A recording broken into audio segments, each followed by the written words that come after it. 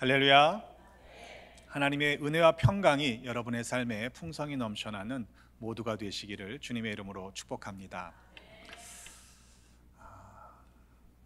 저는 과거가 있습니다. 일부도 그러시더니 이부도 웃으시네요. 여러분, 과거라고 하면은 어떤 이미지가 떠오르세요? 부정적인 이미지가 먼저 떠오르지 긍정적인 이미지가 떠오르지 않습니다.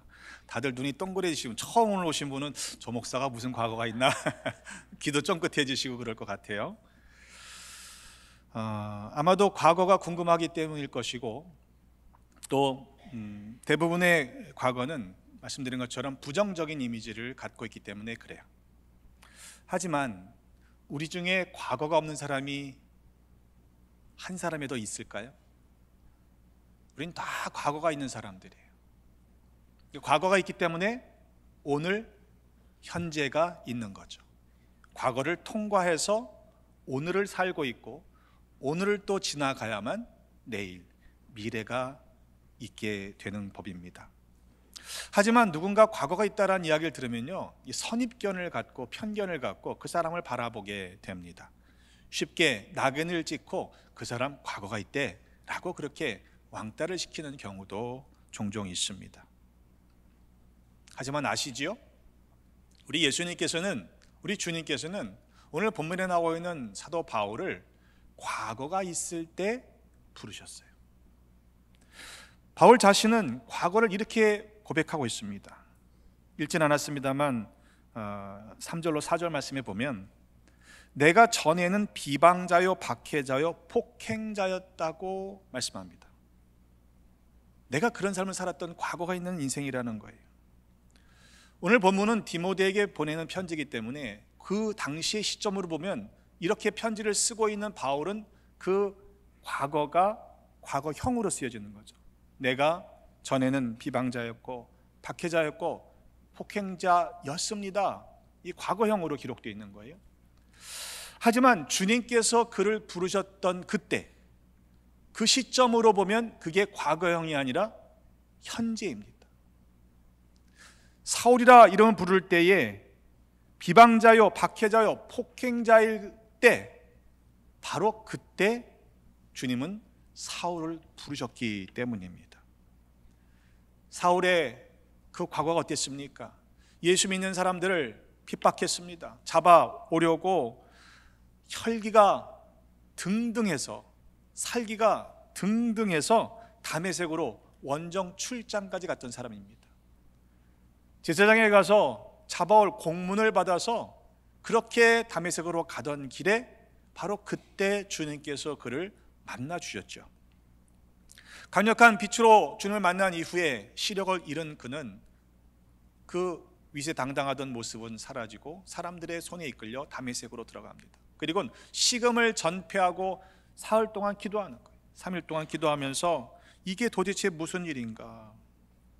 그렇게 기도할 때에 주님께서 환상 가운데 아나니아라고 하는 다메섹에 있던 제자에게 나타나십니다. 그러면서 뭐라고 말씀하시냐면, 집가라 하는 거리에 유다의 집에 이 사울이 기도하고 있는 중이니까 가서 안수해서 보게 하라는 거예요. 아나니아가 곧바로 순종하지 못하고 주저합니다. 아니, 그 사람 소문이 안 좋아요. 예루살렘에 여러 주의 제자들을 박해했습니다. 적지 않은 사람들이 피해를 입었습니다. 그리고 소문을 듣자 하니까 그가 공문을 받아가지고 여기까지 와서 그렇게 해를 끼치려고 한답니다.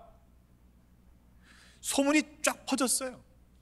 사울에 대한 악평이 파다하게 퍼졌습니다. 그런데 바로 그때 주님은 사울을 만나셨어요. 바울 자신은 과거에 그때 만나주신 그 장면을 회상하면서, 내가 그때는 잘 몰라서 그랬습니다. 내가 믿지 아니할 때 알지 못하고 행하였습니다 라고 이렇게 고백하고 있습니다. 자신이 확신이 차서 사람들을 박해할 뿐만 아니라 사람을 죽이는 데 동참하고, 그리고 그것이 잘하는 일이라고 여겼던 그때에 나는 그게 옳다고 생각했는데 돌아보니까 내가 모르고 한 일이었네요 라고 지금 그렇게 이야기하는 거예요. 물론 자기가 무지했기 때문에 행했던 모든 그 악한 일들이 죄가 없다, 책임을 떠넘기려고 하는 표현은 아닐 것입니다. 세상의 참 빛이신 주님 앞에 나아가게 되고 주님이 그를 만나 주실 때 자기의 실체가 드러나게 되었던 것이죠. 자기가 얼마나 무지했던 인생인지 비로소 진리이신 주님 앞에 나아갈 때에 깨닫게 되었다는 말입니다. 우린 다른 사람들의 이야기를 하면서 쉽게 판단하고 정죄할 때가 있어요. 아니, 어떻게 그런 일이 있을 수 있어? 그래, 그게 사람이야? 근데 여러분, 적어도 누구를 비판하고 판단할 때는요, 그 사람과 나는 다르고 나는 옳고 그 사람은 틀렸다라고 여기기 때문에, 그렇기 때문에 우리 판단할 수 있을 것입니다. 대부분의 사람들은요, 자기가 틀렸다고 생각하지 않아요. 틀릴 수 있다라고 가정하지도 않습니다. 내가 옳고 나와 다른 의견을 가진 사람은, 반대되는 사람은 틀렸다, 이렇게 생각하는 경향이 많죠. 하지만 사도 바울은요, 자기의 과거의 모습을 떠올리면서 사랑하는 동족들 가운데 유대인들이 아직도 주님을 영접하지 않은 그 안타까운 모습을 보면서 이렇게 증거하고 있어요. 로마서 10장 2절로 보면, 내가 증언하노니 그들이 하나님께 열심히 있으나 올바른 지식을 따른 것이 아니니라. 하나님의 의를 모르고 자기 의를 세우려고 힘써 하나님의 의에 복종하지 않았다. 한마디로 아무것도 모르고 그렇게 열심을 내었다는 사실을 자기의 과거에 비춰서 증언하고 있는 것입니다.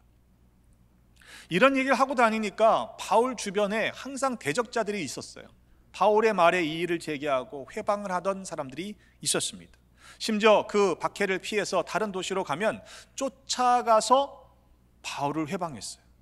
아마 그런 모습들을 보면서 바울은 이전의 자기의 과거가 떠올랐을 겁니다. 그래, 내가 그렇게 했었지. 그런 마음을 가지고 아들처럼 여기는 디모데에게 지금 편지를 쓰고 있는 거예요. 목회 서신이라고 하는데, 아들 같은 디모데야, 네가 목회할 때 이런 사람들이 너에게도 있을 거야. 있어. 그러니 이렇게 하면 좋겠다라고 목회적인 가르침을 주고 있는 것이죠. 그들 가운데 섞여 있는 사람들은 어떤 사람들입니까? 밖에 있는 사람들이 아니었어요. 교회 안에 있던 사람들입니다. 다른 교훈을 가르치며 신하와 끝없는 족보에 몰두하는 사람들이 있었습니다. 그래서 사람들이 헛된 말에 빠져서 율법의 선생이 되려고 했습니다. 그들은 믿음 안에 있는 하나님의 경륜을 이루는 것보다 자신들의 지식을 드러내는 변론에 심취해 있었어요. 율법이라고 하는 것은 자기의 잘못을 깨닫게 해주는 그런 기준이 되는 말씀인데, 율법을 가지고 내가 옳다라고 주장하는 도구로 사용했던 것이죠. 문제는 그들이 자기가 말하는 것이나 자기가 확증하는 것도 깨닫지 못했다는 겁니다. 요즘 말로요, 아무 말 대잔치라는 게 있어요. 뭔 소리 하는지도 모르고 그냥 떠드는 거예요. 그럼에도 오늘 말씀이 우리에게 위로가 되는 것은 무엇입니까? 바로 그때에, 바로 그러한 때에 주님께서는 바울을 충성되이 여겨 직분을 맡겨주셨다는 사실입니다. 나를 능하게 하신 그리스도 예수 우리 주께 내가 감사함은 나를 충성되이 여겨 직분을 맡기심이니. 주님이 나를 충성되이 여겨주셨다는 것입니다. 그것은요, 오해하면 안 돼요. 바울의 능력이 출중했기 때문에 그를 택하셨다는 말씀이 아니기 때문입니다. 바울 스스로도 난 원래 이렇게 충성된 사람이었으니까 주님이 나를 택하셨다라고 말하는 것도 아닙니다. 주님이 그를 충성되이 여겼다라고 하는 이 여기다라는 원어의 뜻은요, 어떤 그 상태를 가리키는 표현이 아닙니다. 하나님께서 의도적이고 주권적으로 그를 그렇게 생각해 주신 거예요. 믿어 주신 거예요. 바울의 조건이 지금 충분하게 충성된 삶을 살고 있기 때문에 그를 택하여 쓰신 것이 아니라, 먼저 그럼에도 불구하고 그를 믿어 주셔서 택하셨다는 사실을 가리키고 있습니다. 마치 바울은 디모데에게 이렇게 말하는 것 같아요. 나는 자격이 없었다.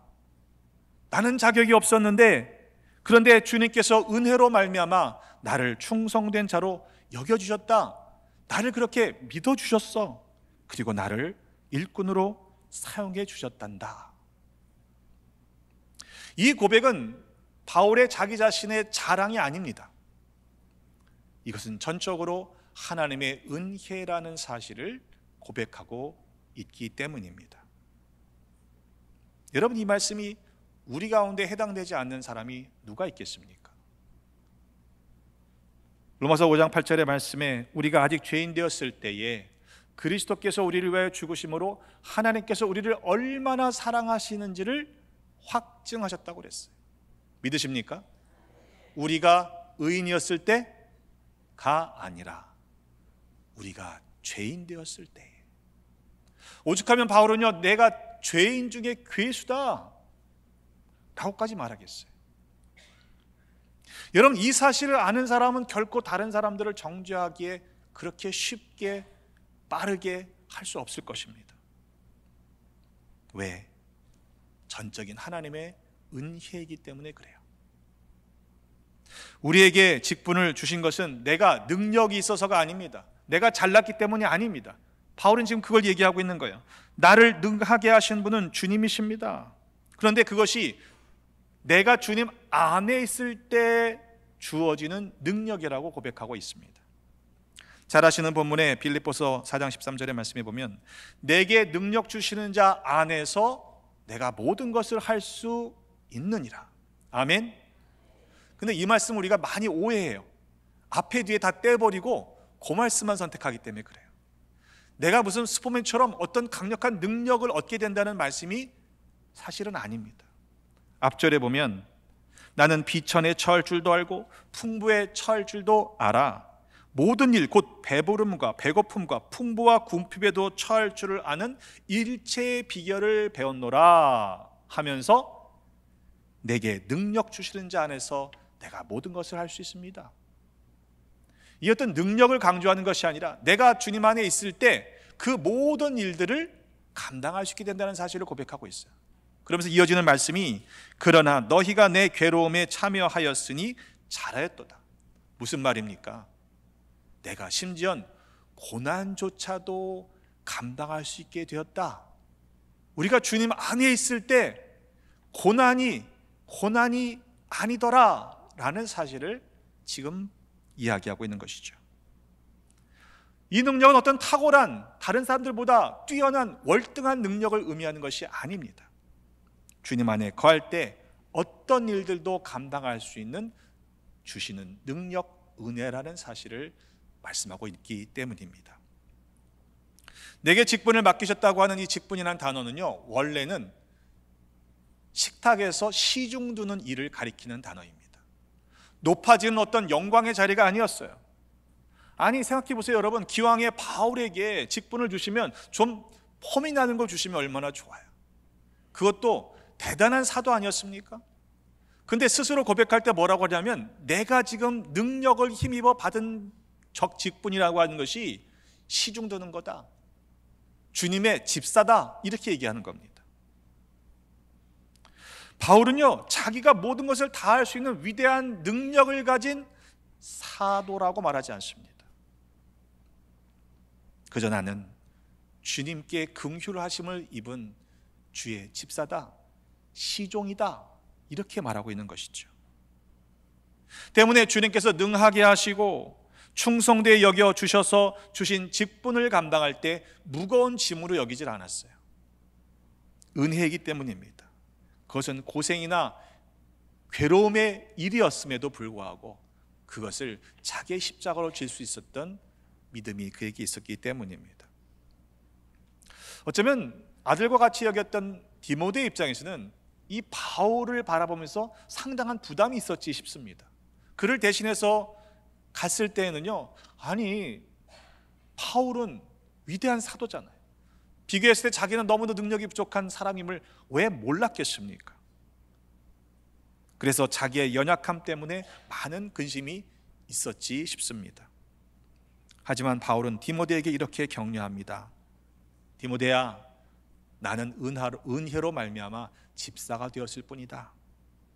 그리고 이제 내가 이 바통을 너에게 넘긴다. 너를 이끄시는 분은 내가 아니라 주님이시다. 너는 세상을 지으신 그분의 시종이다, 집사다. 그걸 잊지 말아라. 우리 교회는 집사님들이 귀한 교회입니다. 집사님들이 많지 않아요.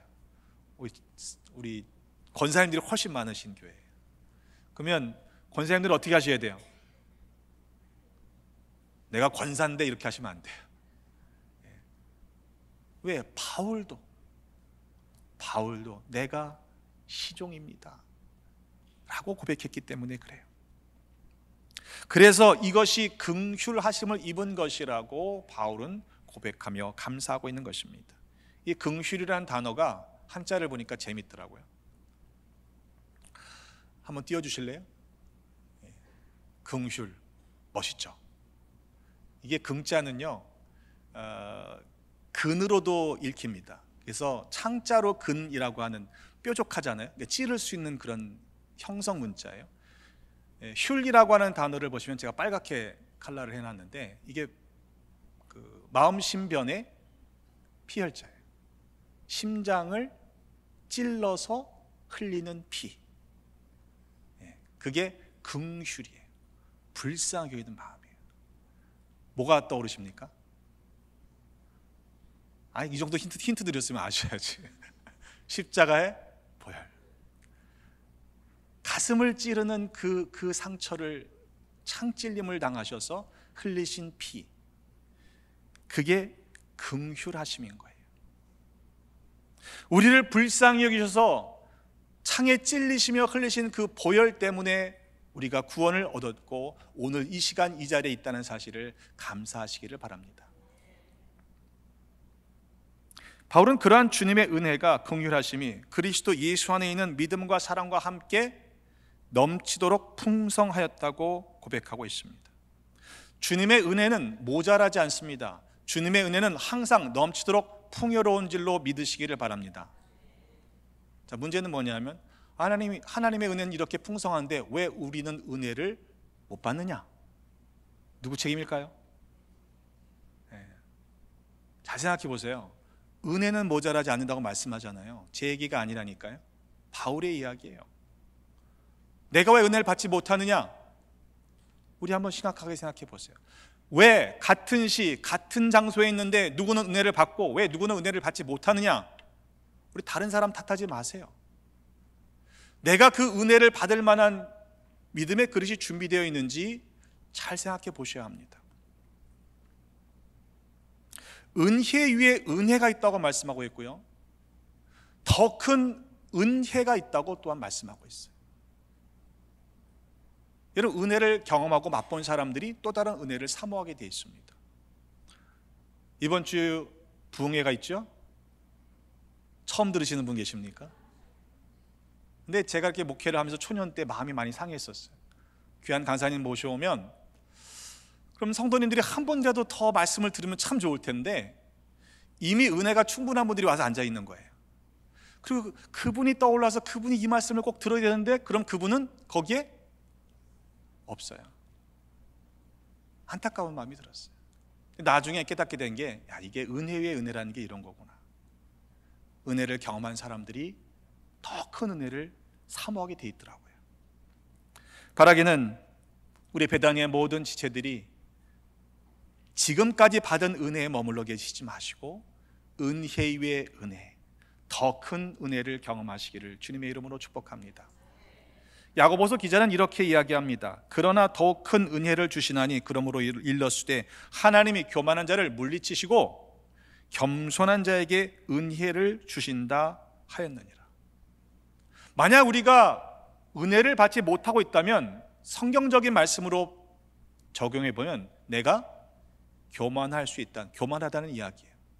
여러분, 은혜는 어디로부터 오죠? 위로부터 내리죠. 이게 내리는 거예요. 은혜는 하나님이 주시는 거예요. 내가 교만하면 은혜를 받을 수가 없는 겁니다. 내가 겸손해져야만 하나님이 주신 은혜를, 흘려보내시는 은혜를 받을 수 있음을 잊지 마십시다.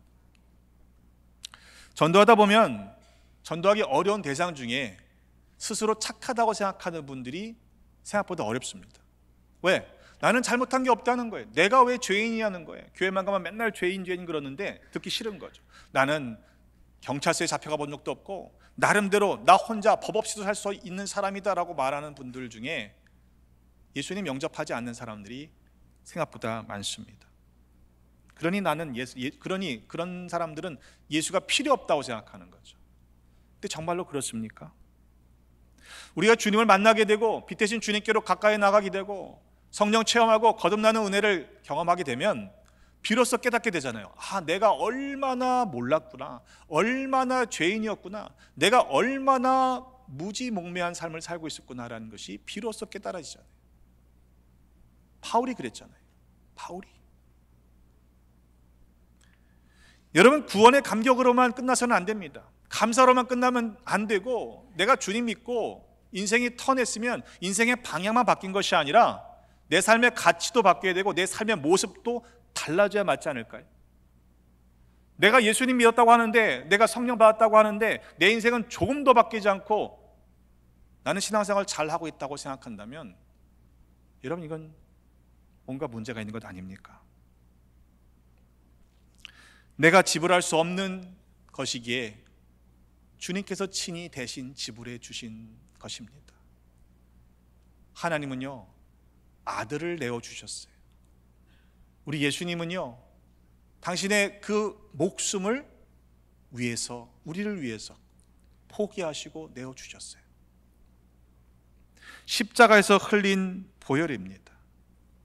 내가 어떠한 존재인지를 깨닫게 된다면 그러면 은혜는 더 커질 수밖에 없는 거죠.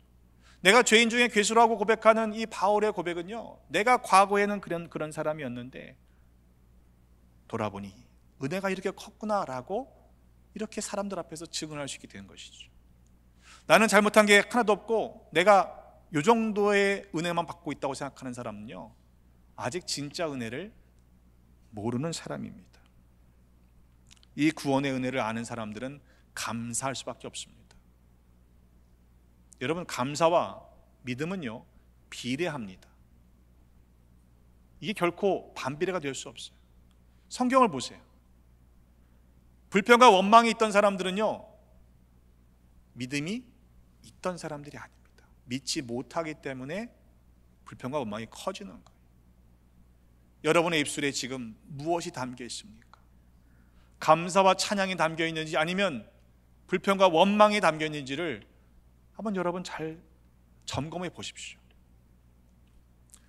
가락에는 40주년을 맞고 있는 이때에 우리에게 감사가, 찬양이 넘쳐나시기를 주님의 이름으로 축복합니다. 저는 청소년기를 보내면서 나름대로 모범생처럼 살았습니다. 하지만 청소년기 중에 방황하지 않은 인생이 어디 있어요? 저도 상당히 방황을 했던 기억이 있어요. 지금 생각해보면 당연히 맞을 짓을 한 것 같은데 이상하게도 저희 아버지는 한 번도 제게 직접 손을 대보신 적이 없습니다. 매를 때리시지도 않았습니다. 제가 생각하면 분명히 맞을 짓이었거든요. 근데 어머니한테는 조금 꾸중받은 것 같아요. 근데 그때는 제가 옳다고 생각했어요. 제가 잘하고 있다고 생각했고 아버지는 틀렸다고 생각했습니다. 제가 뭐라고 그랬냐면, 아버지 목회 똑바로 하세요. 이런 아들이었어요, 제가. 근데 돌아보니 쉽지 않더라고요. 아버지같이 목회하는 것도 쉽지 않아요. 이게 철들어 깨달아졌는데, 그때 아버지가 일체 오래 참아주셨구나. 바울은 지금 그 얘기하는 거예요. 자기가 긍휼하심을 입은 것이 예수 그리스도께서 내게 먼저 일체 오래 참으셨기 때문이라고 말씀하고 있는 거예요.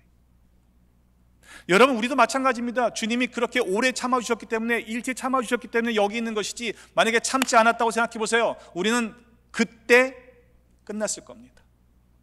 그렇지 않아요? 우리는 여전히 사망 가운데 머물러 있을 수밖에 없었을 것입니다. 어떤 분들은 그런 질문을 할 수 있어요. 아니, 그때도 주님이 참아주셨는데 그럼 이 정도면 잘하고 있는 거 아니냐? 이 잔꾀를 부리시면 안 됩니다. 사도행전 17장 30절의 말씀에 보면 알지 못하던 시대에는 하나님께서 간과하셨지만 이제는 어디든지 모든 사람들에게 명령하셨기 때문에 회개해야 한다고 말씀하고 있어요. 세번역 성경은 하나님께서는 무지했던 시대에는 눈 감아 주셨지만 이제는 어디에서나 모든 사람에게 회개하라고 명하십니다. 여러분, 그때 태어난 게 좋을까요? 지금이 좋을까요? 지금이 좋은 겁니다. 왜? 말씀해 주셨잖아요. 그런데 그렇게 자기가 은혜를 받고 긍휼하심을 받는 것으로 끝나는 것이 다가 아니에요. 그렇게 하신 이유가 있다고 바울은 고백합니다. 오래 참아주신 이유가 있습니다. 왜? 후에 주를 믿어 영생을 얻는 자들에게 본이 되라고 하시는 거예요. 아니, 바울 같은 인생도 들어서 집사가 되게 하셨는데, 일꾼이 되게 하셨는데, 충성되게 여겨주셨는데, 우리에게도 소망이 있겠구나, 나 같은 인생에게도 구원의 기회가 있겠구나 라고 본을 보여주셨다는 말씀입니다. 여러분, 우리에게 기회가 있을 때 그 기회를 놓치지 마시기를 주님의 이름으로 축복합니다. 뒤로 밀어두지 마세요. 은혜 받는 자리에 멀어지지 마세요. 과연 우리가 먼저 받은 바 하나님의 넘치는 은혜를 입어서 후에 주를 믿어 영생에 이르는 자들에게 본이 되는 삶을 살고 있는지 한번 생각해 보십시다. 그저 내가 원하고 내가 기뻐하고 내가 만족하는 일들만을 추구하며 살고 있다면 우리를 일절일체 먼저 참아주신 이유를 우리가 아직 알지 못하는 것입니다. 바라기는 여러분의 삶이, 여러분의 가정이, 우리의 배단위가 지난 40년 동안뿐만 아니라 주님 다시 오실 그때까지, 우리를 부르시는 그날까지 주님의 영광을 드러내는 거룩한 삶으로, 공동체로 세워지시기를 주님의 이름으로 축복합니다. 하나님의 영광을 드러내야 할 거룩한 직분과 사명을 주셨는데 과연 우리는 어떻게 살아가고 있습니까? 안타깝게도 주변에서 들리는 많은 이야기, 아니 우리가 겪은 이야기 가운데도 여러분, 분열의 아픔을 우리는 겪었잖아요. 옳고 그름을 따지다가 교회가 갈라지는 건요, 이건 그리스도의 몸을 찢는 행위입니다. 그걸 아셔야 돼요. 교회는 그리스도의 몸입니다. 공짜라고요? 내가 지불한 것이 아무것도 없기 때문에 그렇게 가볍게 여기시면 안 되는 거예요. 왜? 주님이 십자가의 보혈을 흘려서 세우신 주님의 교회이기 때문입니다. 여러분은 얼마나 우리 교회를 그렇게 귀하게 생각하고 있습니까? 주님이 치르신 값을 생각하면요, 우리는 이렇게 살 수 없어요. 그렇잖아요? 우리 모두는 예수를 만나기 전에 과거가 다 있습니다. 그럼에도 주님께서는 먼저 일체 오래 참아 주셨습니다. 크신 은혜와 긍휼로 덮어 주셨습니다. 더 이상 과거에 얽매여 있으면 안 되는 것이죠. 예수를 만난 이후의 삶, before, after의 삶에 변화가 있어야 돼요. 방향만이 아니라 말씀드린 것처럼 가치와 우리의 삶의 모습이 바뀌어야 맞습니다. 만약 우리가 거듭났다고 말은 하면서도, 성령 체험했다고 말하면서도 성령의 열매를 맺지 못하고 있다면 이건 뭔가 영적인 심각한 문제의 병이 있다는 것을 알아야 합니다. 영국의 유명한 설교자였던 마틴 로이드 존스 목사님이 그런 얘기를 했어요. 성령 충만함을 어떻게 우리가 확인할 수 있을까? 성령 충만함은 성령에 대해서 많이 말하는 것이 아닙니다. 성령 충만함을 확인할 수 있는 것은 내가 얼마나 많은 은사를 받았는지를 많이 말할 수 있는 것이 아닙니다. 성령 충만함을 확인할 수 있는 유일한 길은 그가 얼마나 많이 주님을 영화롭게 해드리는가를 보면 알 수 있습니다. 그런 말을 했어요. 여러분, 우리가 성령 받았다고 얘기하지만 하나님의 영광을 드러내지 못하고 있는 삶을 살고 있다면 그건 우리가 모르고 있는 겁니다. 바라기는 우리의 모든 가정들이, 우리의 모든 지체들이, 그리고 우리 배단위가 어제보다 오늘, 오늘보다 내일 주님을 기쁘시게 해드리고 또 주님의 영광을 드러내는 거룩한 삶을 살아가시기를 주님의 이름으로 축복합니다. 더 이상 과거에 속한 모습으로 살지 마십시오. 내가 전에는이 아니라 내가 이제는 주님과 더불어 주님 안에서 살아갑니다.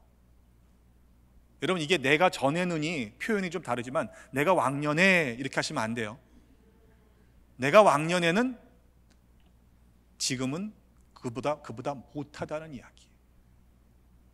우리가 과거에 왕년회를 자랑하지 마시고 내가 과거에는 죄인 중에 괴수였는데 하나님의 긍휼하심으로 이제는 이렇게 삽니다. 이런 믿음의 본을 보이시는 모두가 되십시다. 40주년은요 아무에게나 자동적으로 주어지는 은혜가 아닙니다. 웬만한 교회였으면요 무너질 일들을 우리는 통과했어요. 하나님의 도우심이 없었다면, 하나님의 긍휼하심이 없었다면 오늘 우리는 여기에 없습니다. 여러분, 그러한 감사한 마음으로 이 때를 맞으시기를 주님의 이름으로 부탁을 드립니다. 기도하겠습니다. 아버지 하나님, 감사합니다. 우리로 구원에 이르기까지 우리를 지키시고 보호해 주셨으니 감사드립니다. 그러나 돌아보니 충성되지 못했습니다. 우리를 충성되이 여겨 직분을 맡겨 주셨음에도 온전히 감당하지 못했던 믿음 없음을 회개하오니 용서하여 주옵소서. 이후로는 맡기신 섬김의 자리에서 충성하게 하시고 하나님을 영화롭게 해드리는 성령 충만한 삶을 살게 하여 주옵소서. 우리로 모든 일들을 감당하도록 능력을 부어주시는 예수 그리스도의 이름으로 기도하옵나이다. 아멘.